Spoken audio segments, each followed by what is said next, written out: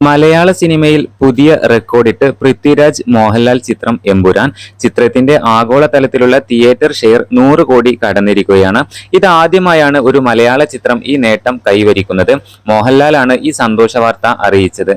Release ചെയ്ത് ഒരാഴ്ച പിന്നിട്ടപ്പോഴാണ് എമ്പുരാൻ പുതിയ ചരിത്രം രചിച്ചിരിക്കുന്നത്. മലയാള സിനിമയുടെ ചരിത്രത്തിലെ ആദ്യ സംഭവം എന്നാണ് മോഹൻലാൽ ഈ നേട്ടത്തെക്കുറിച്ച് പറഞ്ഞത്. സിനിമയുടെ പുതിയ പോസ്റ്റർ പങ്കുവെച്ചുകൊണ്ടാണ് അദ്ദേഹം ഇക്കാര്യം അറിയിച്ചിരിക്കുന്നത്. നേരത്തെ ചിത്രം 5 ദിവസം കൊണ്ട് 200 കോടി ആഗോള കളക്ഷൻ നേടിയിരുന്നു. ഇതിന് പിന്നാലെയാണിപ്പോൾ മറ്റൊരു നേട്ടം കൂടി എമ്പുരാൻ സ്വന്തമാക്കിയിരിക്കുന്നത്. ചിത്രത്തിലെ ഗുജറാത്ത് കലാപവുമായി ബന്ധപ്പെട്ട രംഗങ്ങളുമായി ബന്ധപ്പെട്ട് വലിയ വിവാദങ്ങളാണ് ഉയർന്നിരുന്നത്.